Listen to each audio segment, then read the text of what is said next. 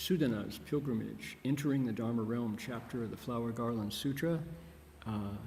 This is an amazing historical look into the some of the oldest myths, M-Y-T-H, not to say false stories. Myth doesn't mean not true. Myth means founding story that comes from the basement of our experience as humans, comes from the mist of ancient past. And some of these stories that we have span it covers think of overlapping circles, the places where civilizations of India, China, and Greece and Rome, the Hellenistic world, intersect.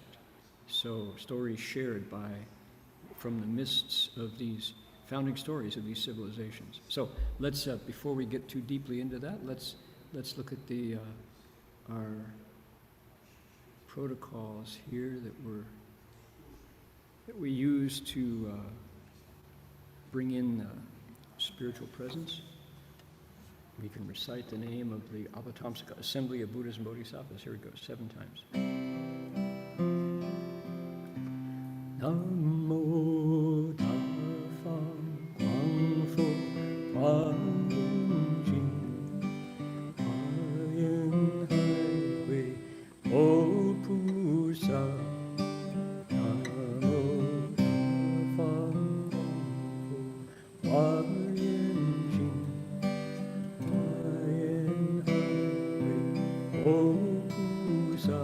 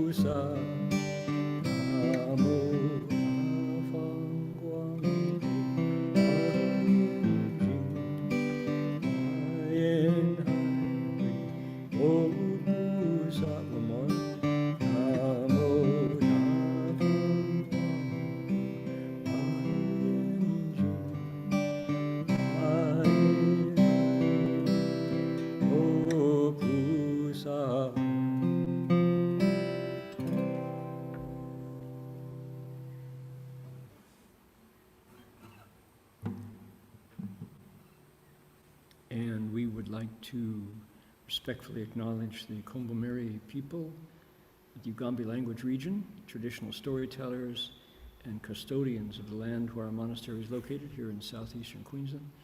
We pay our respects to their elders past, present, and emerging, and to all First Nations people whose sovereignty was never ceded. 我们恭敬地承认Ugambi语族的Kombumerri人是我们寺院所在地的传统叙事者和守护人。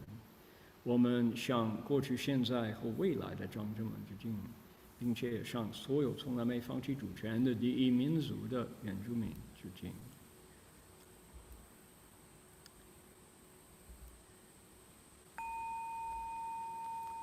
Bell sound wide resound throughout 100 million worlds. The Buddha's law is heard and spread all throughout the triple world. The wondrous sounds that everywhere fill the Dharma realm with peace.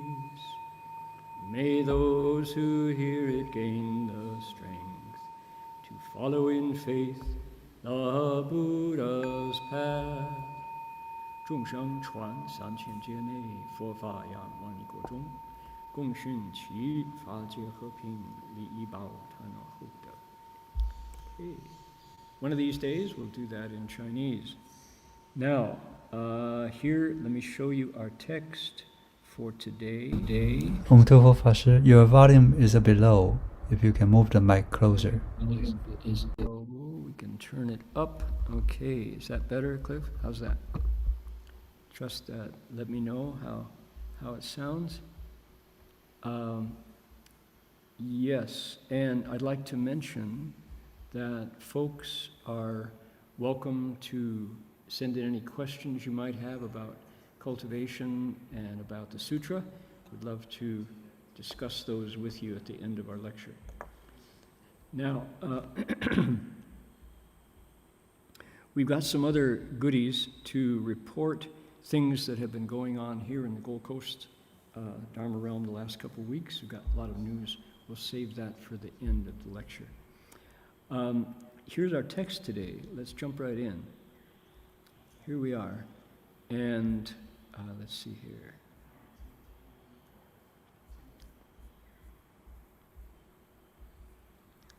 It's Kinara kings are next. Kinaras and Gandharvas.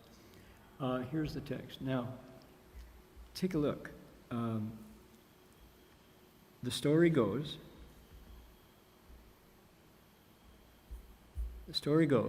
that Sudana, our boy, our pilgrim, is traveling through India. It doesn't have to be, it's not necessarily India. It's traveling through a spiritual landscape. And he's meeting 53 teachers and establishing relationships with them. And this particular teacher's name is Ocean Banner Haichuang. He's a monk. He's in samadhi. He's meditating. It's clear. They say he's sitting in full lotus. He's meditating. And from different parts of his feet, from different parts of his body are coming clouds of beings. Take a look. I got the list here. From his feet, he's seeing elders, lay people, and Brahmins. We found out about them. From his knees are coming Kshatriyas and Brahmins. The Buddha's father was a Kshatriya. From his waist are coming what are called immortals, Xianren, ascetic masters is kind of how we're translating that, because immortals isn't accurate, but they're definitely nature cultivators. Taoists would be the closest thing you could find. From his two ribs of his rib cage, dragons come forward, and they rain down all these different offerings. Last couple of weeks, we've been finding out about the Asuras, and they come from the swastika, the one character on his chest. Last week, we heard about Shravakas and Pracheka Buddhas that emerged from his back. Two members of the beings, the Dharma realm, that are not reborn. They're in nirvana, but they're not fully awakened Buddhas yet. Then we heard about yakshas and rakshasas, ghost kings, last time. They come out of his shoulders. Okay, that's how far we've gotten. But check, 1, 2, 3, 4, 5, 6, 7. We're halfway there. To come are Gandharvas and Kinaras. They come out of his stomach. Chakravartins, wheel-turning monarchs. They come out of his face. Suns, like suns in the sky, emerge from his eyes. This is awesome meditation, right? What's it like when you meditate? Do your knees hurt? How many suns come out of your eyes? Lord Chakra, Chakra Devanam Indra, comes out of the white hair mark between his eyebrows. Brahma gods come out of his forehead. Then we get bodhisattvas from his head, Tathagatas from the crown of the head, and then nets of lights that shine from every skin pore. That's real meditation, huh? So we're here, Gandharvas and Kinaras, and they are music spirits. That's what we're gonna see today. All right? We find out about them. Here we go.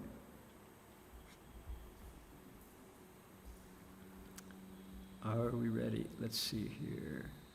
We'll just do what's left on this passage here. I'll give you a line if you want to follow. Repeat after me, please. 从其父出无数百千亿，金罗罗王各有无数金罗罗女，前后围绕，又出无数百千亿，前踏婆王，故有无数前踏婆女，前后围绕，各州无数百千天乐，歌咏赞叹诸法实性，歌咏赞叹一切诸佛，歌咏赞叹发菩提心。All right, there we go. Okay, let's read together. The punctuation is your friend that tells you where to breathe. Countless hundreds of thousands of millions of Kinara kings came from his stomach, each of whom was surrounded by immeasurable numbers of Kinara maidens. Moreover, countless hundreds of thousands of millions of Gandharvas, kings, came forth. They were encircled by Gandharva maidens. Each of them played countless hundreds of thousands of varieties of celestial music. They sang, chanted, and praised the actual nature of dharmas. They sang, chanted, and praised the Buddhas. They sang, chanted, and praised, bringing forth the Bodhi resolve. Okay, so next in our, what's the right word? Cavalcade, parade, promenade, in our, you want to say our, just say it respectfully. Next in our, we're meeting, let's just do it that way. We are meeting the gods, the dragons, the Eightfold Pantheon of spiritual beings, plus, often when in the sutras you hear Tianlong Babu, and in Chinese culture, with the rise of Jin Yong's novels, this Hong Kong novelist whose stories were read by pretty much for a couple generations, every Chinese, Japanese, Korean male. I don't know if they've been translated into Vietnamese or not, but Jin Yong's novels were just something you read. This was the beginning of martial arts fiction, which then, of course, gave birth to martial arts films in Hong Kong, the Shaw Brothers, et cetera, et cetera. So the origin of those incredible stories, Jin Yong is this prolific, skillful historian who turned his love of history into these wonderful stories. They are now emerging in English translations, by the way. I recommend them. These stories are grounded in ancient legends and the oldest stories of our culture. So among them are Kinnaras and Gandharvas. Kinnaras and Gandharvas. These two are grouped together because of their identity and their function in the Eightfold Pantheon of spiritual beings that gather around the Buddha. What do? They make music. And it's not just pretty instrumental music, they also, the music is full of Dharma. With the music, they speak Dharma. They tell musical stories, so they're kind of singer-songwriters. And of course, you can dance to their music. And, you know, here I am passing on these stories. How do I know about Gandharvas and Kinnaras? Because Master Hua, Shifu, was entirely, thoroughly steeped in these legends and passed them on the very same way they've been passed on for hundreds and hundreds of years in the Chinese Mahayana tradition. So Shifu, with Master Hua's introduction to us of these stories, we're getting a stream, a narrative of history, spiritual history, that just dips back into the mists of history. So this is the way the stories have been told generation after generation after generation through the Chinese Mahayana. But when you dig deeper, it turns out that The Chinese Mahayana is one thread of the fabric of these stories, because why? These stories are not fiction, they're descriptions of reality. These beings really exist, the same way the Buddha is a historical being, the same way the Dharma is carried forward from the past to the present into the future. And what that makes the Avatamsaka Sutra is, you say, an instruction manual, a handbook, a PDF document that you get with your IKEA sofa that you need to see which, so piece C fits into socket D. So this is a handbook of reality that cuts through time and space and describes a drama, a real-life drama that is happening as we speak, and yet the sutra gives us a Buddhist spin, not, how do you say it? The Buddhist lens. The light of these ancient stories are focused through the Buddhist lens. So, Tian devas, gods, Long, dragons, real dragons, and then 6 more categories of spiritual beings who, before they met the Buddha, would terrify you, would make your teeth chatter and make you flop sweat. But they met the Buddha and they reformed, and the sutra gives us how they join the Buddha's family and what they do to further the Buddha's project, which is waking up living beings, right? So that's the fascinating thing about the Buddhist lens telling these stories. I've got one story today in particular that is retold in the Mahabharata.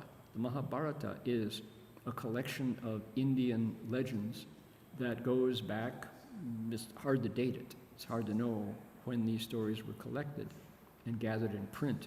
But some of the figures in the Mahabharata's telling are repeated in the Rig Veda. And the Vedas are, again, the Sanskrit literature's ancient layer of stories that go back so far. They predate humanity. They arise up together with humanity, right? And then when you go to Greek legends, you find similar strains of these legends. So it's, on one hand, we're telling old stories.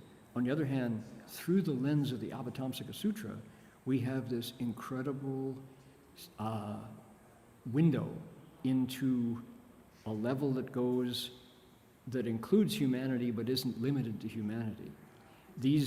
We're looking at beings that are spiritual beings here. For example, let's jump right in here. Countless hundreds of thousands of millions of Kinara kings came from his stomach, each of whom was surrounded by immeasurable numbers of Kinara maidens. Okay, here's one of the eightfold pantheon. Kinaras are called doubtful spirits. They are not human, but they interact with humans. They are not devas, but they interact with gods. They're kind of demigods, I guess you could call them. They have a horn on their head. They are nobody's, you don't mess around with Kinaras. They're big, they're terrifying, and yet they have this very human weakness, which is they love incense and the smell of incense. And when Shakra, the chief among gods, is throwing a party, which is often, he's a deva, he's entertaining people and other gods and other beings. When he wants music for his parties, he lights incense, and the Kinaras smell it and come with their instruments, dance and sing, and everyone around them gets this joyful experience of listening to Kinara music. But they are, some historians and anthropologists would call them dryads, so they're nature spirits. They have a connection to trees and all, yeah, but they're much more than that. Now, moreover, countless hundreds of thousands of millions of Gandharva kings, Chentapo, they were encircled by Gandharva maidens, and each of them played countless hundreds of thousands of varieties of celestial music. So, here's the counterpart of the Kinnaras, the Gandharvas. Gandharvas, when you trace them back into Hindu mythology, are again often considered warriors. They are fierce warriors.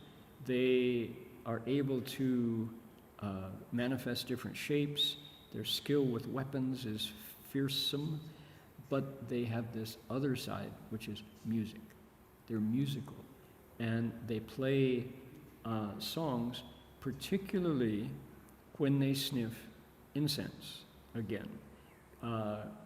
When Chakra again wants music for some event, he lights the right kind of incense, and they come from who knows how many miles, how many heavens they travel to get to the court to play the music. They also play for the Buddha. And so that's what we know about them. And yet, there's so much more. When you go back into the Mahabharata, this Indian literature, and the Vedas, you discover that Kinnaras have been around. They're really there.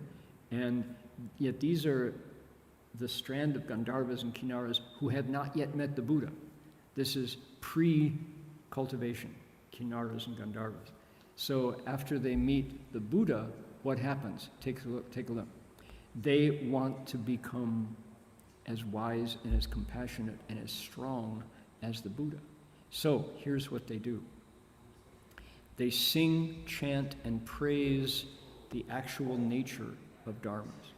They sing music about ultra-reality, the nature of dharmas. What would the actual nature of dharmas be? Well, for example, they don't last. They have no inherent intrinsic self in them, and they are made up of other things. They don't satisfy. Ku, kung, wu, wo, wu, chang, right? There's the nature of all dharmas this is from the Buddha's point of view, things in the world come together because of other things. What do I have here?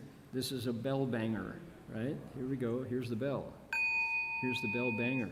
The bell banger is made of wood. Well, this at one point was an organic part of a tree, and if you want to prove that, set it over a fire, it'll turn to ash, but it's got some rubber, and the rubber was usually made of petroleum from oil.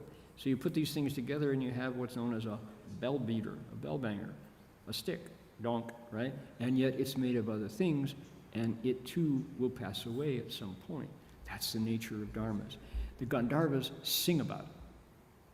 They give you a song so you can remember that dharmas are made up of other components. There's no inherent bell banger nature to that stick, right? So that's helpful. You wake up and you're not as so attached to the things around you. They sang, chanted, and praised the Buddhas. Buddhism has a very strong praise tradition, as does Christianity, as does Islam, as does Judaism.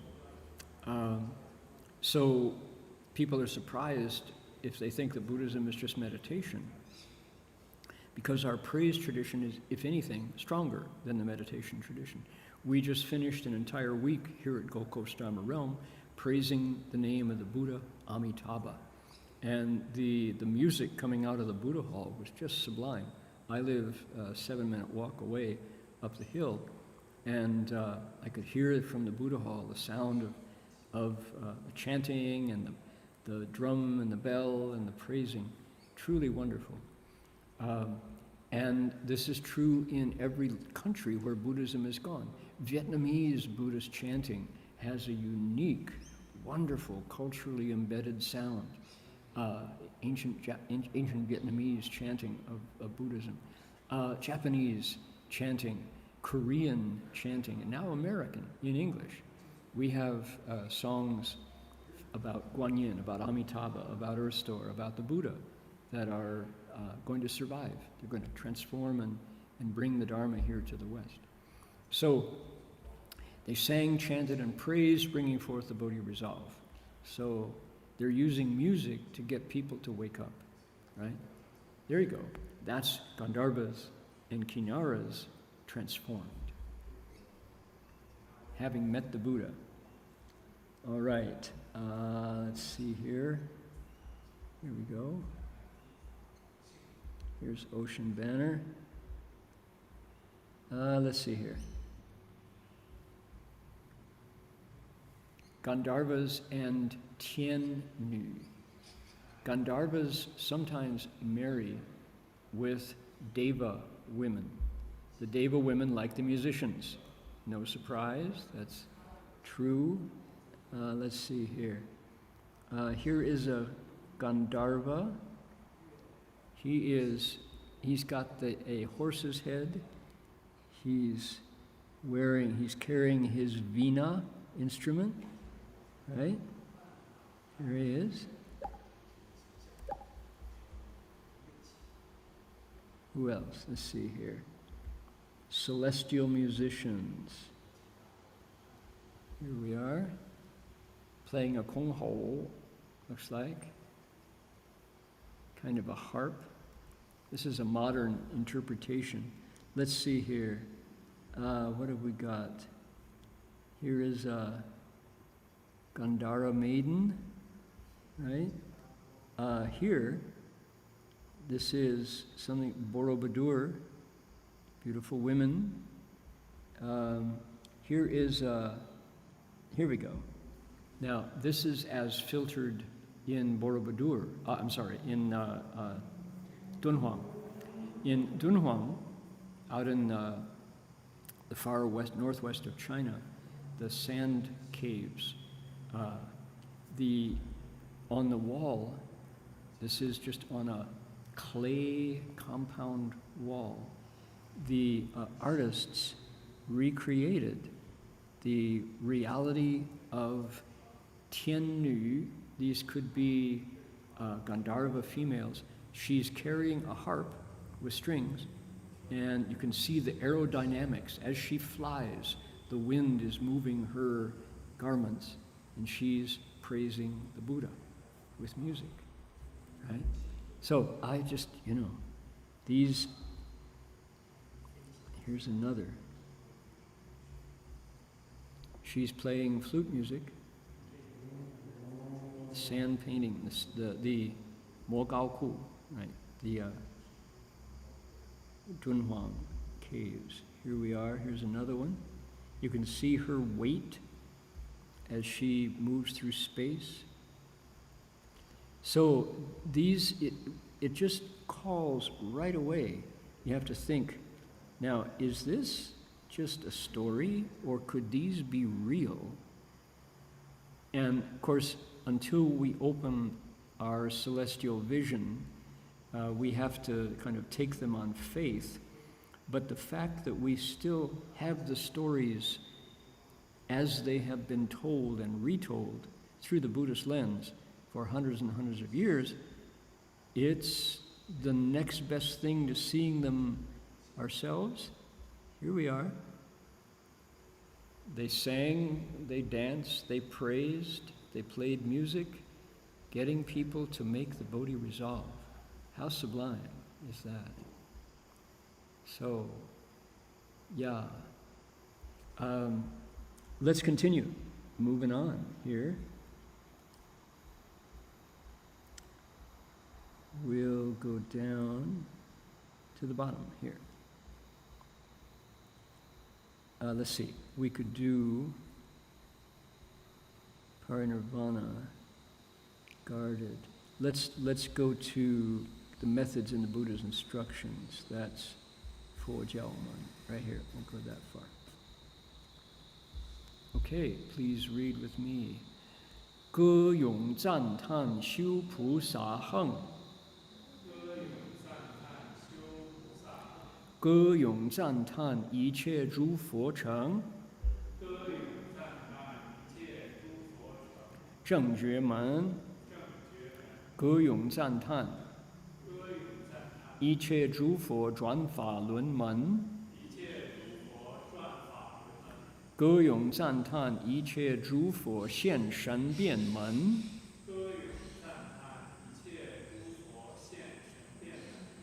开始演说一切诸佛般涅盘门，开始演说守护一切诸佛教门。All right. More. They sang, chanted, and praised the cultivation of bodhisattva practices. They sang, chanted, and praised the gate of the Buddhas realizing right awakening. They sang, chanted, and praised the gate of the Buddhas turning the Dharma wheel. They sang, chanted, and praised the gate of the Buddhas displaying spiritual transformations.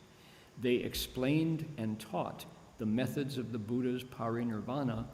They explained, taught, and guarded the methods given in the Buddha's instructions. All right. So, again, these beings, Kinnaras and Gandharvas, including, and it specifies men and women, two different groups, have been around in human history for as long as humans have been writing about our stories, writing about our lives, in different parts of the globe. And after they meet the Buddha, we see them here in the sutra through a Buddhist lens. They are now in service to the Dharma. They sing, chant, and praise, cultivating bodhisattva practices, meditation, devotion, service, translation, explaining Dharma, right? Mantras, Vinaya, all of those kinds of praises, all those practices. They sang, chanted, and praised the gate of the Buddha's realizing right awakening. Don't stop until you get to Buddhahood. There's only a single vehicle. It's not many, right? However they want to do it, they praise that. They sing, chant, and praise the gate of the Buddha's turning the Dharma wheel.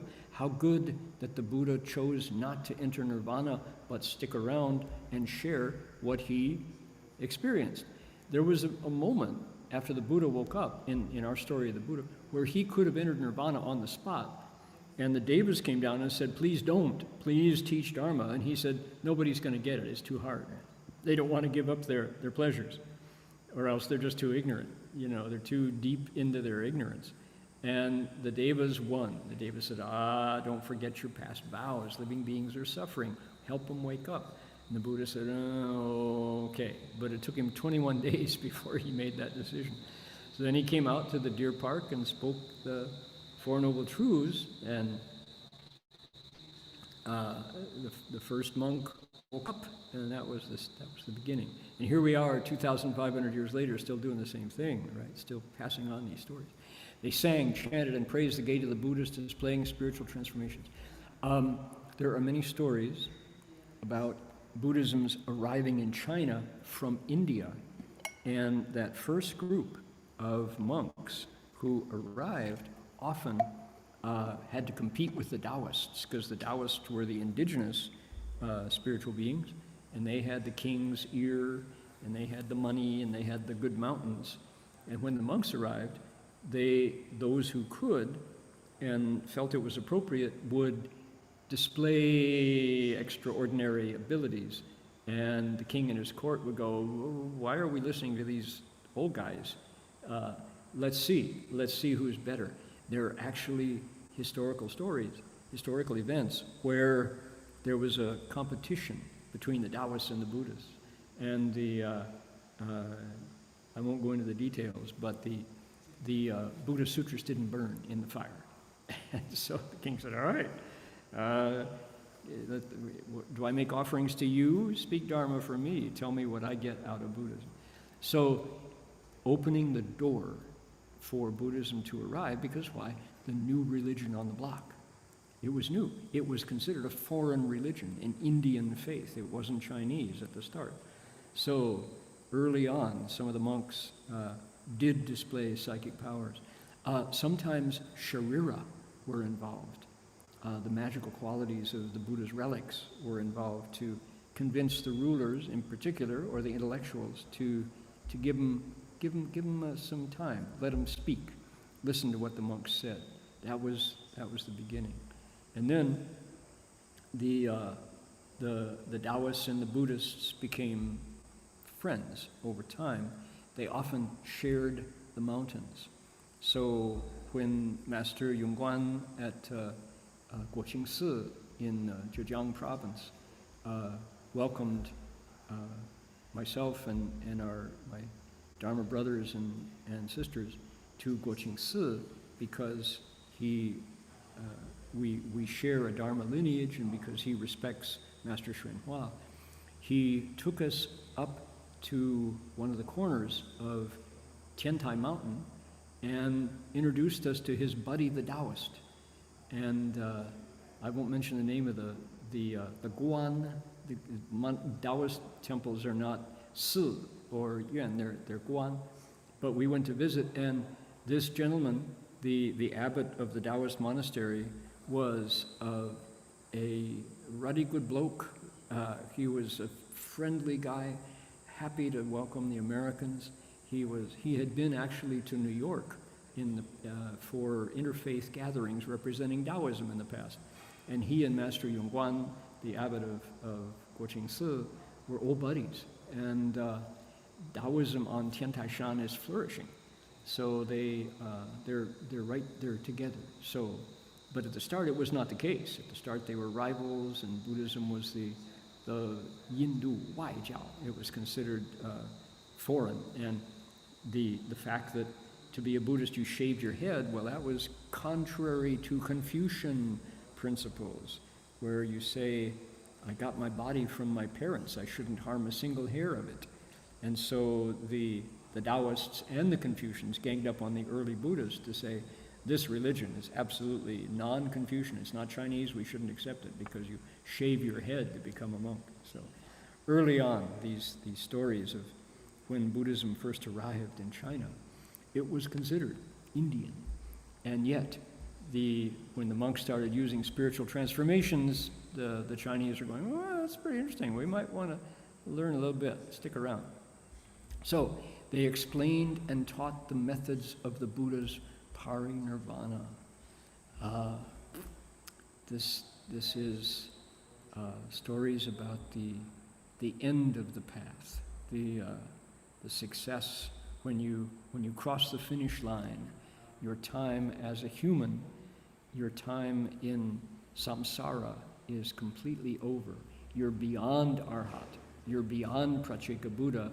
Your time as a bodhisattva is complete, and you enter the Bodhisattva, the final blowing out of the flame. I've told this story before, but it illustrates the point.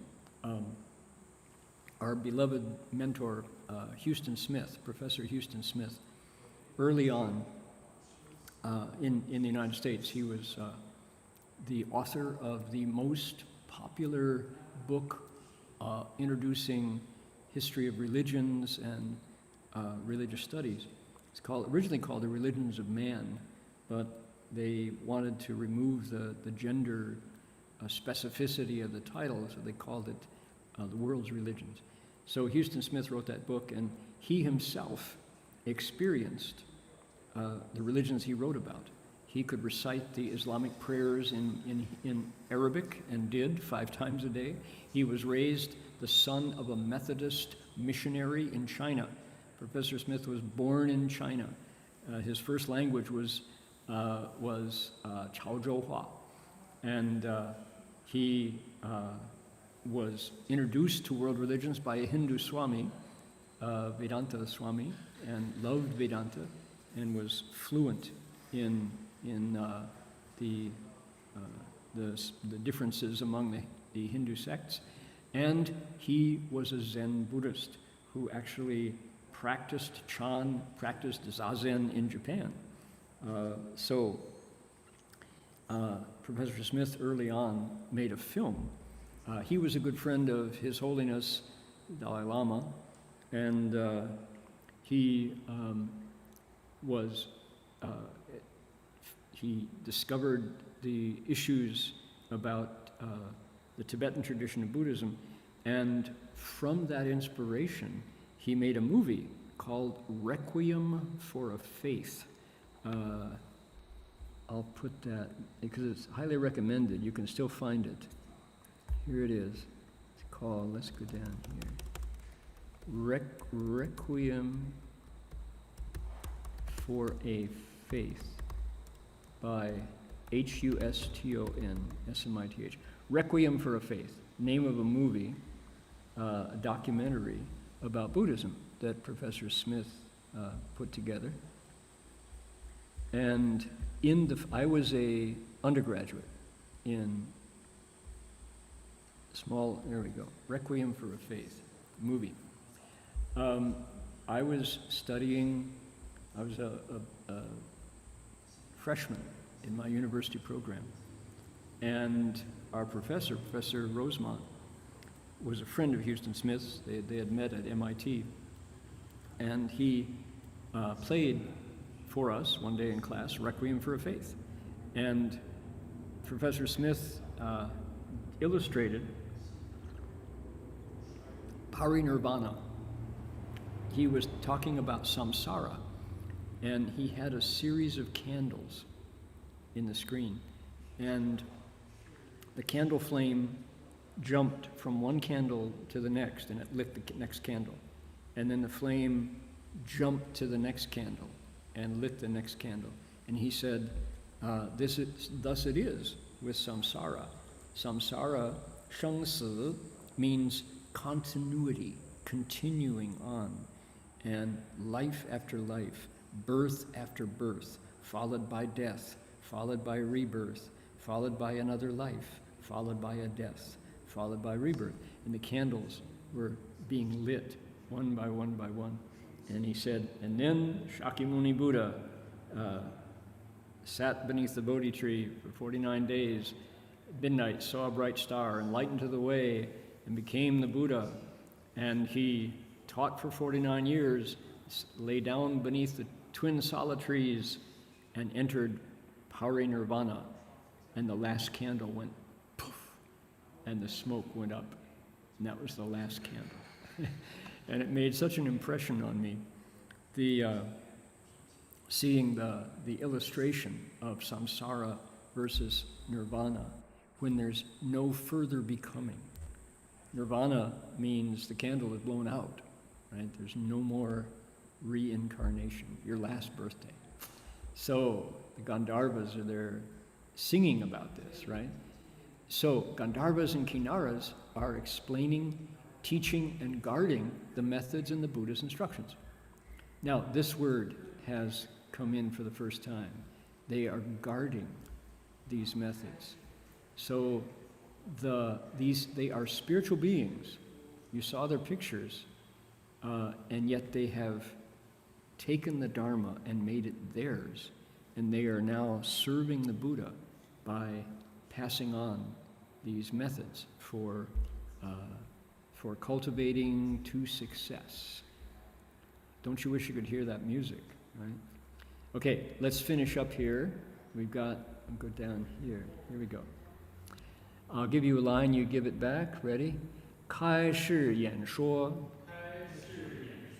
令一切众生皆欢喜门。开示演说，演尽一切诸佛刹门。开示演说，显示一切微妙法门。开示演说，舍离一切诸障碍门。开示演说，发生一切诸善根门，如是周遍，十方法界。All right, Gandharvas, Kinnaras, right here. Here we go, right there. They explained and taught the methods of making beings happy. They explained and taught the methods of adorning and purifying Buddha kshetras. They explained and taught the methods of revealing subtle and wondrous Dharma. They explained and taught the methods of leaving obstacles behind. They explained and taught the methods of expanding good roots. Thus, their deeds filled the Dharma realm in all directions. Okay, music spirits, but more. They are Dharma teachers. The methods of making beings happy. Music is a good one. Music often leads to dancing, and it can melt barriers. When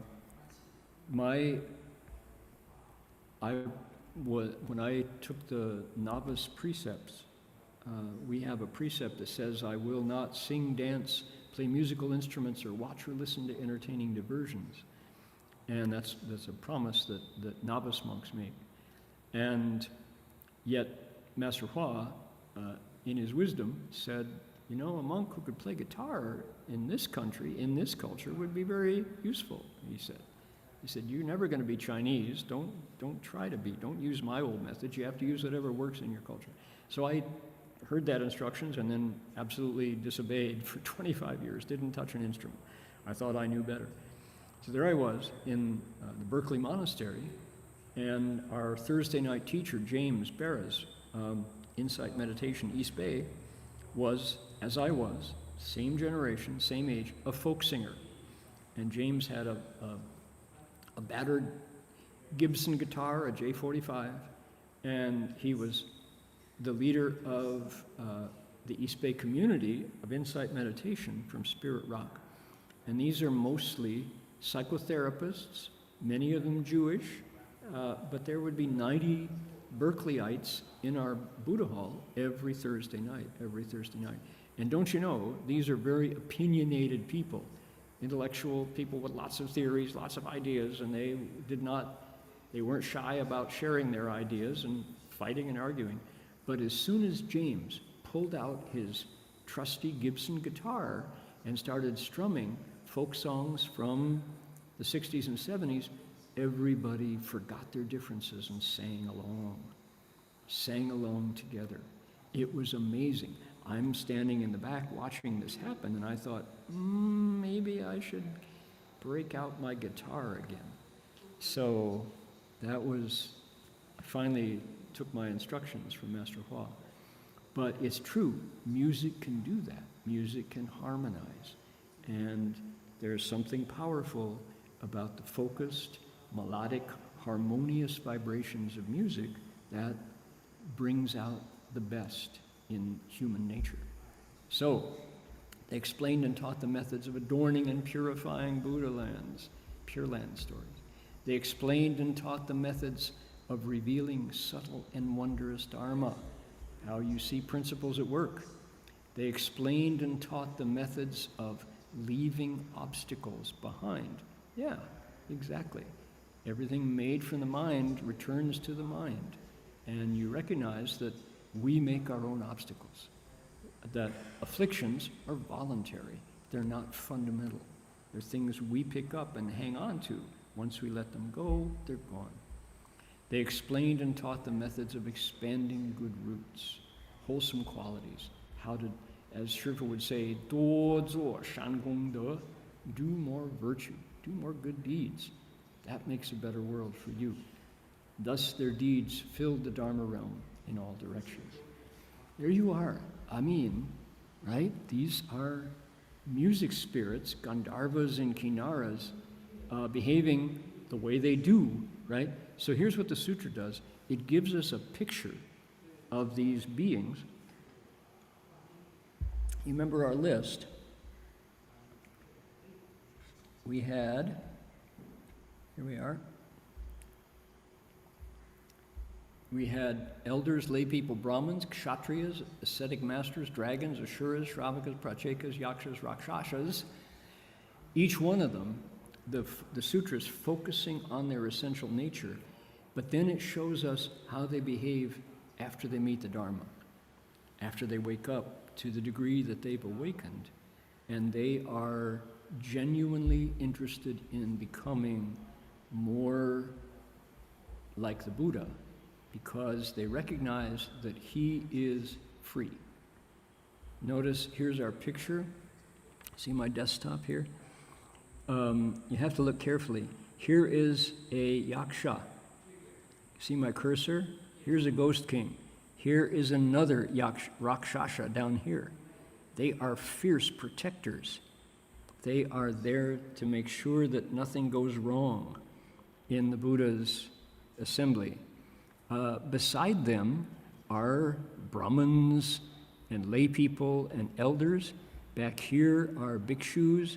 Over here are bodhisattvas. We haven't met them yet. They're coming up in our list. Down here are animals. I like it that the Buddha's got some four-legged, furry Dharma protectors. They look like lions, but they might be sibuxiang, they might be something else. This is an illustration from the world's oldest printed book. You're looking at the world's oldest printed illustration. And up above, can't see them because they're blocked here. Here are the devas making offerings, and maybe those are dragons as well, transformed. But we've got gods and dragons in the Eightfold Pantheon, and we're meeting members of the Eightfold Pantheon as we go. All right, now,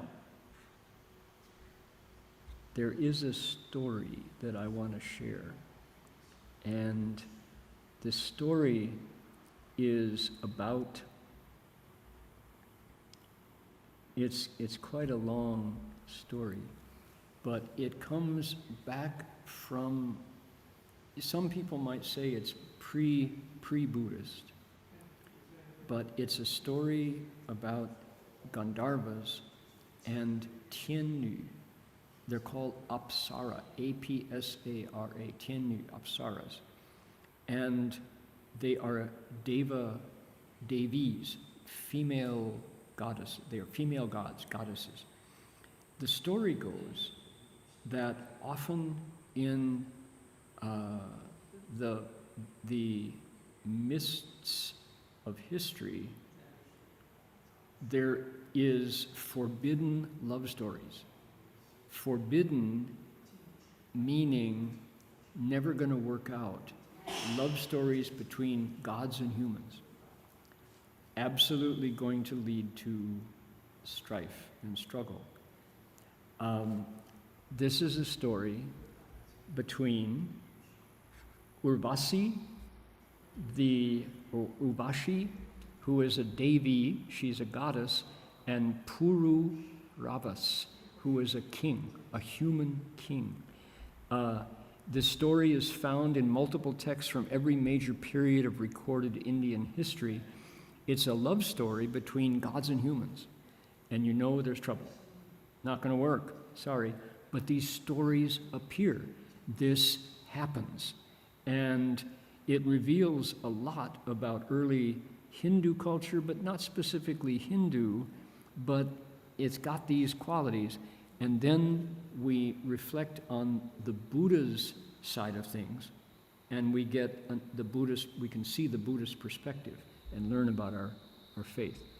So variations of the story exist in the Vedas and also the Bhagavata Purana and the great Sanskrit war epic called the Mahabharata. So it's a single story that appears in different strands of Sanskrit language literature with hundreds and hundreds of years in between. So gods who are immortal, but we know they're not, they actually fall at some point, and humans are not supposed to fall in love. But there is a human king, Pururavas, and a Tiannu, an Apsara, who fell in love. Now, how did this happen?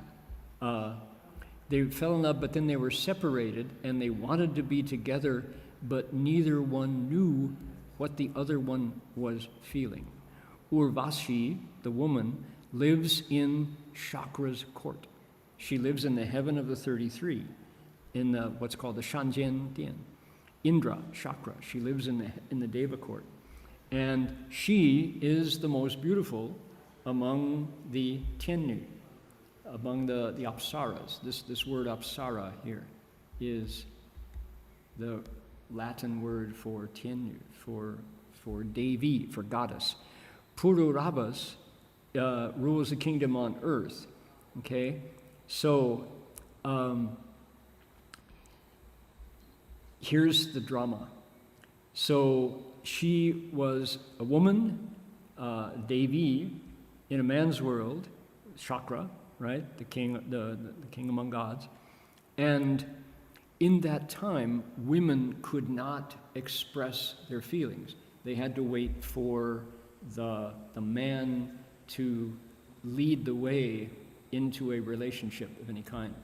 So the human king, Pururabha, was afraid of being rejected because why? He knew he was a human. Who would think, as even a king, that the Devi had feelings for him? So unrequited, frustrated love. This is so human. Okay? So now, here's another part of the story. Within Hinduism, now the Buddhists don't talk on this side because there's a difference in language. Within the Hindu cosmology, gods are interacting with humans a lot. They supervise human affairs, and humans, by doing good, by doing Dharma, capital D, not Buddha Dharma, not the teachings of the Buddha, but small d Dharma, meaning behaving. It's in the Buddhist way of saying it was almost like I Chi, doing the right thing, cultivating Gongde and Fu Chi, doing what you're supposed to do. In Hinduism, that's small d Dharma.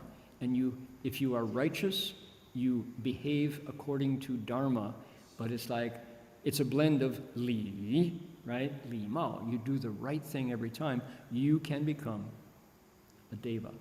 So these two realms, the humans and the gods realm, have bridges across them, and this story illustrates that. If you live righteously, if you do Gongde, if you 持五戒行十善, if you hold the 5 precepts and live according to the 10 good deeds, you can, in another incarnation, become a Deva. That's how heavens are upheld. That's how human society is upheld. When nobody holds the 5 precepts or lives according to the 10 good deeds, things fall apart. Okay. Before the human king, Pururabhas, that's his name, before Pururabhas met the Devi, the goddess, he was often invited into the heavens by Shakra as a guest. So he had the favor of the gods because he was a righteous king. All right, who was he? He was a kshatriya. He was a human king, just the way the Buddha's father, Suddhodana, was a kshatriya.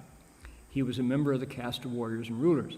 So, following small d Dharma, your proper way of living, was one of the major themes of Sanskrit literature, including the Mahabharata. Okay, so going on, this was the text existed at the time of the Buddha, but it had been written. The Mahabharata is 7 times longer than the Odyssey and the Iliad combined. So the Greek epic literature coexisted in time, but the Mahabharata, telling these stories of great heroes of the Sanskrit mythology, was much longer. Okay, so moving on here. Let's see here. Okay, so here's the story. Urvashi was a Devi born in the heavens, and she, let's see here, she is a Tiannu. She was the best singer, the best dancer, and the most beautiful. She, as a Tiannu, her clock was ticking, her blessings were running out, she was going to fall, but while she was in the heavens, she was absolutely spectacular, the most beautiful. So,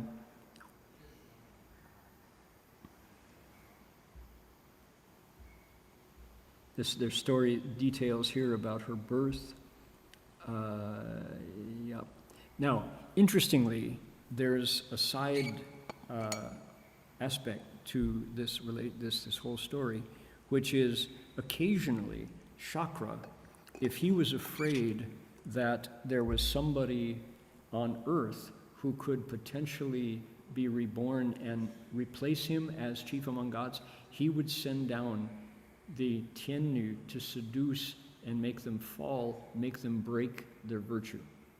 So he used the Devis as courtesans. And this is understood. That's what Chakra can do. He's a little jealous, as well as being so powerful, right? So, true or not, this is how the story goes. It says here, her power as a Tiannu consisted in her ability to seduce and control men whose precept strength was insufficient. Now, you could also say, from the Buddhist point of view, that Chakra was testing. He was there to test cultivators. And if you passed the test, Chakra was happy with you, because he knew that you were not going to replace him as a god, you were going to go beyond him as a cultivator. So Chakra is not just jealous, he's there. The Buddha could use Chakra as the tester. All right, so the next story, the next episode in the tale from the Sanskrit literature says, here we go, moving on here. So how did Urvashi, the Devi, the goddess, meet the human king? So Urvashi found life in the Deva's palace to be boring and stifling. It was too much li, too regulated. It was too much under the control of the gods, and everything was perfect, everything was quiet and regulated. That's what life in the heavens is like. So what did she do? She snuck down to earth after dark to play along with her fellow Tiannu buddies, the Apsara friends. That aspect of the story is just amazing, right? So beware who you meet at the dance party. Okay, so she wanted to feel the dew under her feet and feel the soft breeze against her body, right? Heaven, life in heavens, is too cold, too synthetic, too regulated. So, Pururavas, the human god, looks up at the heavens and feels longing. He's a little jealous. So he's been a guest at the court, and he longs for that level of comfort. So he wanted to fly through the clouds in Chakra's chariot.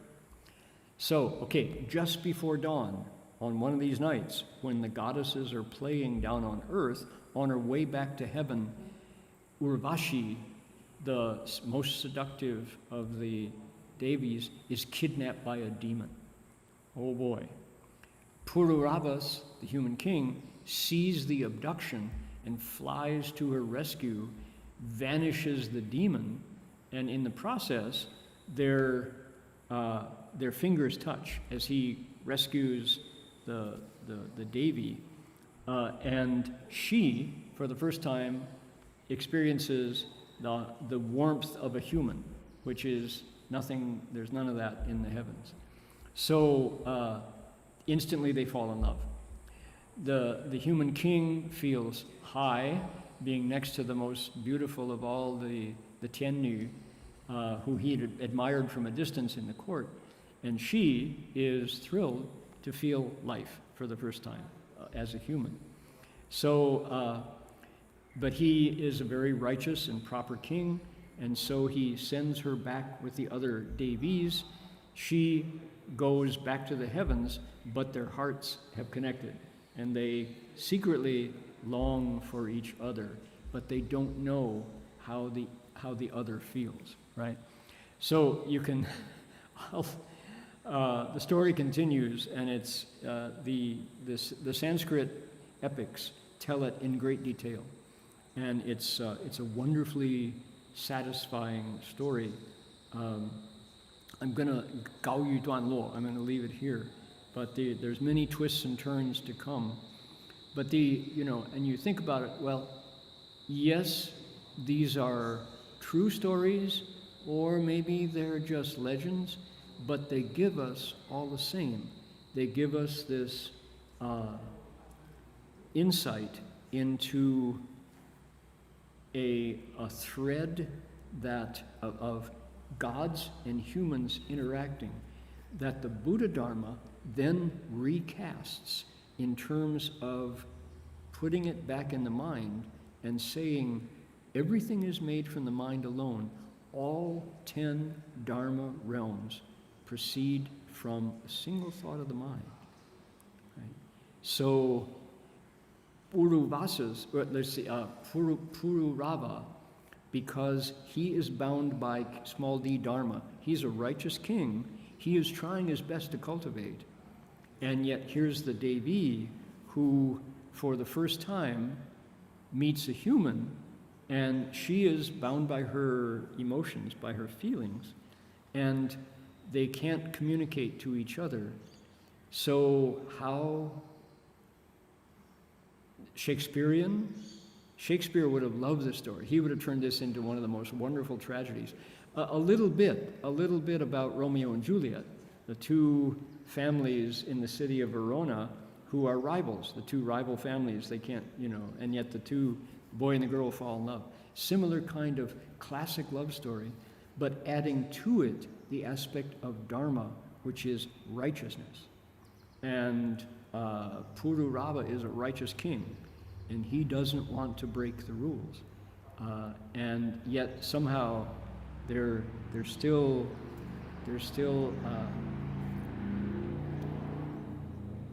tied up in this drama. So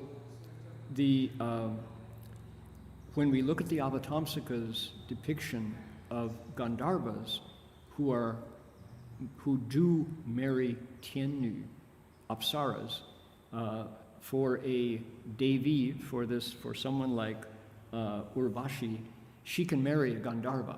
That's legit. They're both immortal. Now, I want to give another version of the story, just summarize. There's another telling of the story that the two of them finally get married, that the king and the goddess marry, and then the goddess at one point misses life in the heavens and simply leaves him and goes away. He is heartbroken, and one day he sees her playing in the river with the other Devis, and they're splashing in the water, and he says, "Why did you leave me?" And she says, "Suck it up, dude. Tough luck. Bye. I'm out of here." She leaves him. There's another telling of the story that paints the Devi as really cold-hearted. The traditional Sanskrit literature makes her much kinder, and she doesn't. The two of them finally do get together, but she gets together with a curse that the son that she bears, the human husband, as soon as the husband sees the son, she must return to the heavens. So it's levels and levels of this is the sequel. This would be the Forbidden Romance lecture number 2, movie number 2, the sequel. So anyway, the sutra here gives us their story after awakening. Kinnaras and Gandharvas together teach Dharma, help other beings wake up. Now, one of the most interesting things about the way the sutra gives it to us is, notice the emphasis on music. These are music spirits. That's their strength, that's their nature, different from all the others, from all the other 14 beings that emerge, or the 13 categories of beings that emerge. And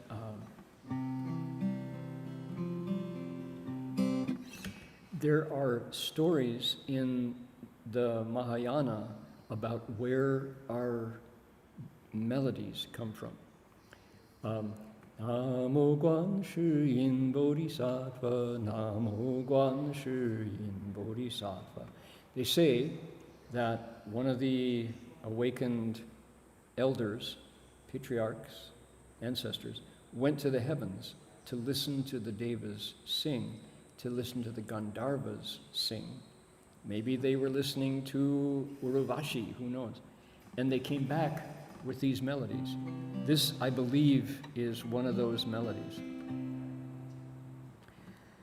Namo Guan Yin Pusa. Namo Guan Yin Pusa.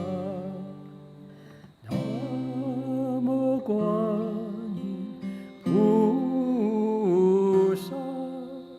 Namo Guan Yin Pusa. Namo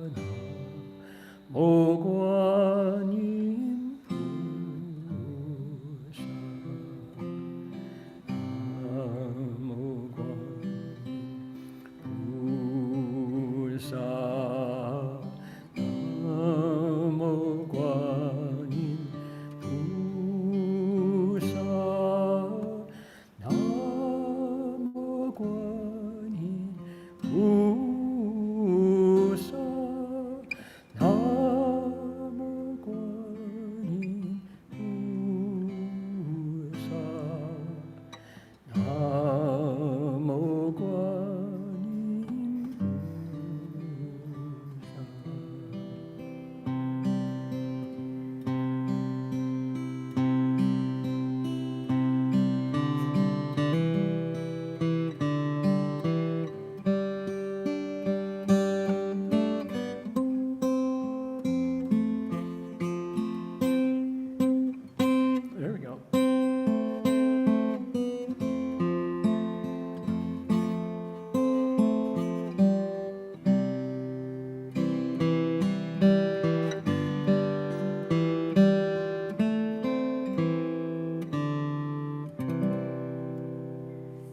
That's a melody used for repentance.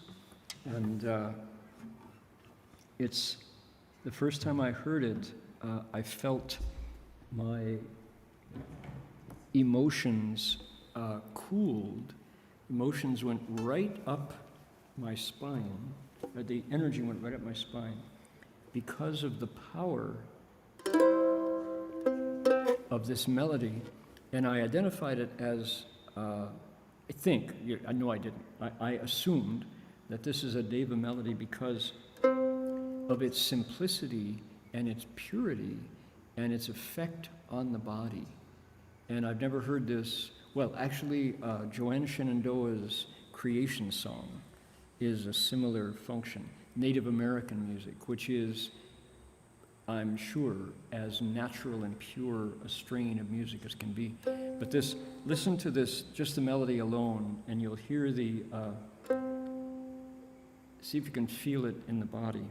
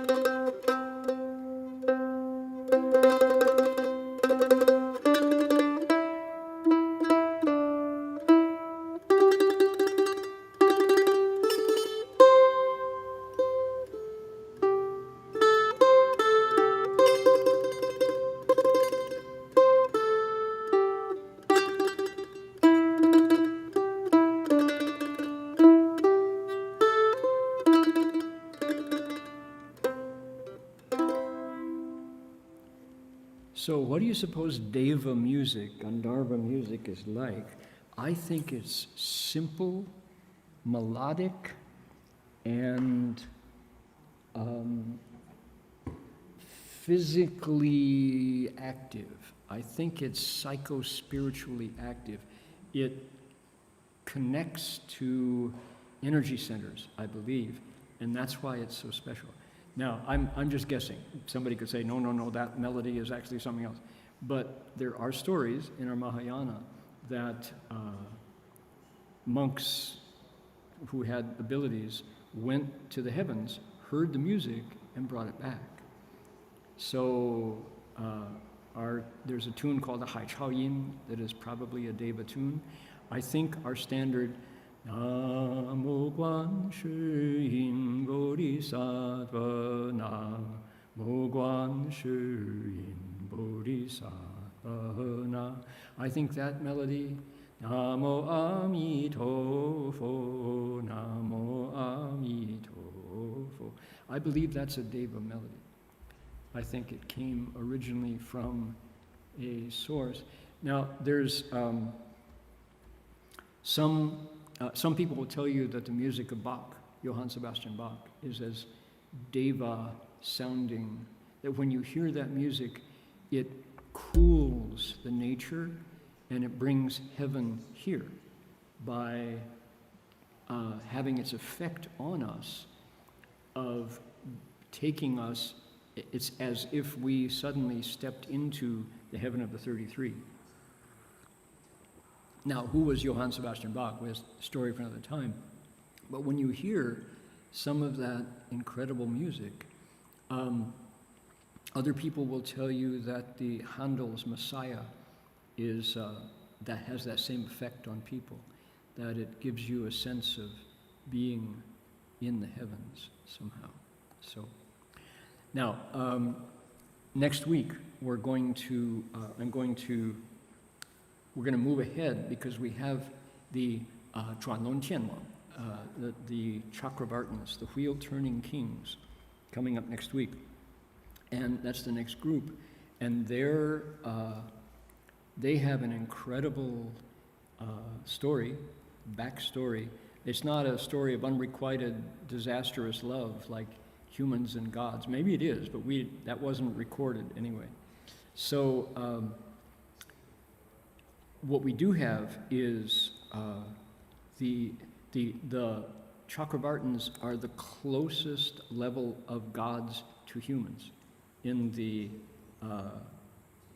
six-spoked path, the six paths of rebirth in the desire realm. So we do know more about them than we would about other devas. For example, the Suyama heaven gods, we don't know any of them. And as you noticed, coming up in the list, chakra is coming up. So there's an entire group coming forth from the body of Hai Chongbicho, which is chakra. So we get to focus in on his incredible blessings and the job description that chakra does. Okay, now I want to see, there's more here. We're running out of time. I promised to do storytelling. I promised to do some question answering, not storytelling. We have been busy here at Gold Coast.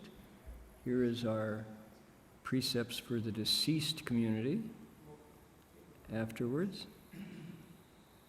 A lot of friendly faces there.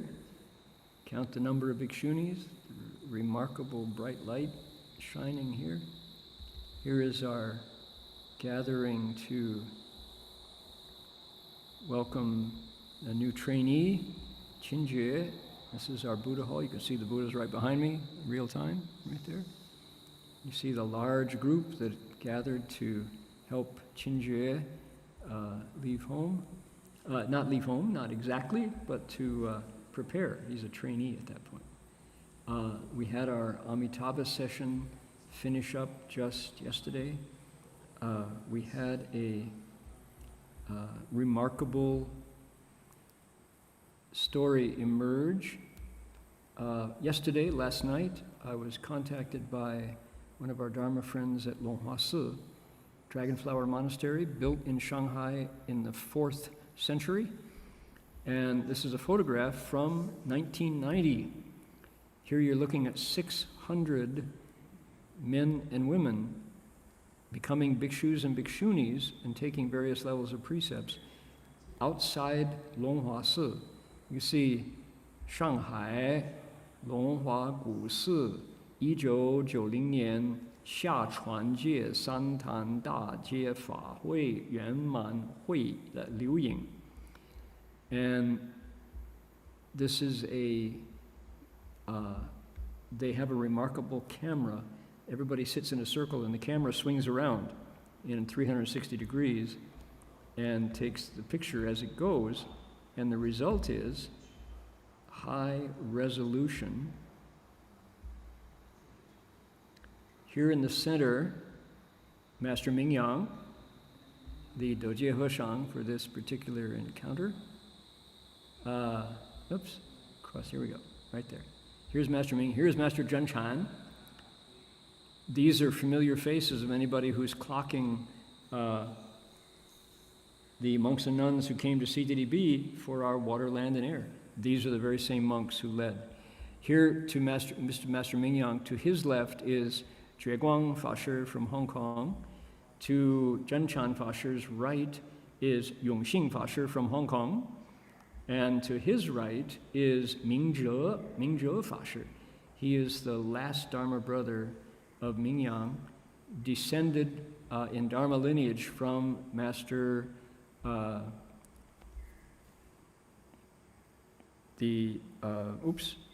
lost his name. Yuanming Jiangtang, Yuanning Heshang, Yuanning Dashi, Master Yuanning, the monk who explained the Shurangama Sutra 50 times in China. And Master Mingyang was present for all of them. Now, of interest is the monks who were there included Yanjue Da Heshang, the current chairperson of the Buddhist Association of China, among others. So, historic photograph. And, well, they preserved it. They found it in a drawer at Longhua Si. And this has already been cleaned up. You can see there's lots of boo-boos in the photo. But, I didn't point out. That's me. Here is a young Heng Shi. Next to Heng Qi, Heng Chao is Marty, Heng Wu, Heng Chang. Our delegation of 5 monks to Longhua Si's precepts. This is 1990. I came back in 93 and helped take part in the transmission. But there are monks in China now who will look at this photograph and go, oh, look at the old bodhisattvas, so many of them. And they've all gone. The ordaining monks here were San Shi Qijang, remarkable. So thank you to Si Fashi of Longhua Si for sending this along last night. Really appreciate it. Let's see here.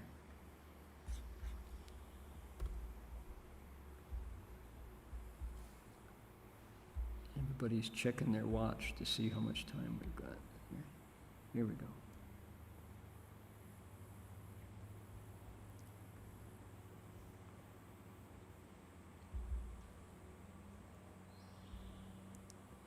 When we dedicate merit and virtue, do we need to think of our parents and benefactors, or if we don't think of anything, our parents still receive the blessings because they're already connected to us? 阿弥陀佛，当我们回向功德的时候，需要想着父母和恩人吗？还是即使我们什么都不想，父母也会因为与我们根本就有缘了，所以得到福吗？ So, from Sacramento, good question, and I can see you're thinking of it. The way to transfer merit and virtue is explained in the Avatamsaka Sutra, in the 10 Transferences chapter. And boy, oh boy, the monks who are the bodhisattvas in that chapter who are doing transferring, they are very specific. There's vow after vow. I vow the living being. I dedicate my merit and virtue to living beings with the vow that, right, with the wish that. They are very creative. So, if you want to do it ru fa, if you want to do it the formal way, yes, put an image of the beings who you want to dedicate merit to, and say why. Say what you're going to do. Do you have to do that? No. If you dedicate merit in the Chan way, just sending out goodness to empty space, of course that's good. But if you want your parents to receive the benefits, or anybody, all living beings, hold an image of all living beings. And but say what it is you want to have happen. Do you want to stop wars? Dedicate it to peace. Visualize peace. Do you want AIDS to go away? Do you want the next bird flu to go away? Dedicate merit to all living beings being healthy. But do make a wish. Then bit by bit, your mind gets trained. And the bodhisattvas in the 10 Transferences chapter use their minds like laser beams to dedicate merit. Why are they called Pracheka Buddhas? Are they considered real Buddhas? No. They are, let's see, we talked about this last week. So Pracheka Buddhas, it's a different Fajie, it's a different Dharma realm. Another way to say it is you have a Pracheka Buddha template in your nature. You have an Arhat, Shravaka, Shengwen template in your nature. You have a ghost, animal, hell, human, Ashura, Deva template in your nature. And when you do the things that trigger that template, you take that form. Your nature becomes that. So that's why it says, Yiqie wei xin zao. Everything is made from the mind. 10 Dharma realms exist in the mind. Pracheka Buddhas have the specific aspect that what? They are yuan jue, and they're also du jue. They are born, they wake up because of conditioned awakening. Shi er yin yuan fa, the 12 links of conditioned awakening. That's the trigger that makes that template emerge from their nature. And there you have it, voila, a Pracheka Buddha, right? The Dujie, the solitary awakened one, means they don't need to hear the Buddha's teaching the way Shravakas, Shengwen, need. They simply contemplate how spring's flowers fade in the fall, and they wake up to that impermanent Dharma. Shravakas depend on the Buddha's voice and the Four Noble Truths. They cultivate Ku Ji Mie Dao, and they wake up, right? So, yes, they are real Pracheka Buddhas, but we've got them in our nature all the same. Okay, by golly. Next week, I'm going to be in Taiwan, and I hope we can find the time to, let's see, it's going to be a Sunday, and I think I probably will be Kaiguang in Taichung, so yeah. So we'll work that out. All right. Appreciate everybody's hard work in keeping the world turning. Cultivation, Shifu said, is the thing that keeps us going. And as soon as nobody cultivates, we're done. Particularly the Shurangama mantra. So please do make a wish, however you'd like to dedicate your merit.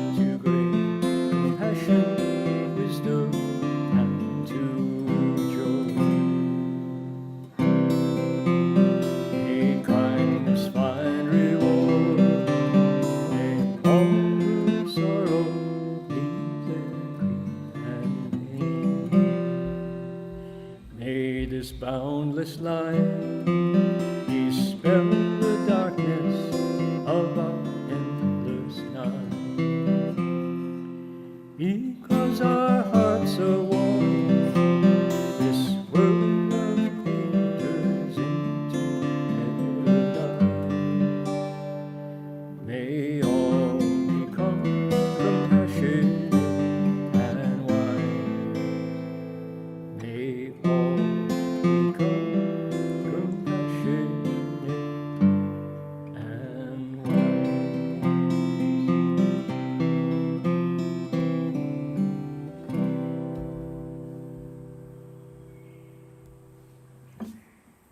All right.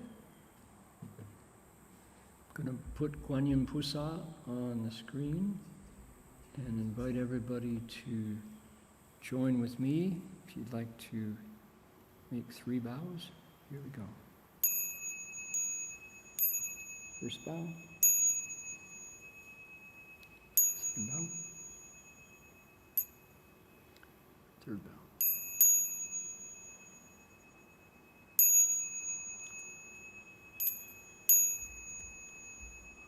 Bow in respect to the Venerable Master. First bow. Second bow. Third bow. All right. Amitofo, that'll do it for us for today. See you all next week. Amitofo. Bye now.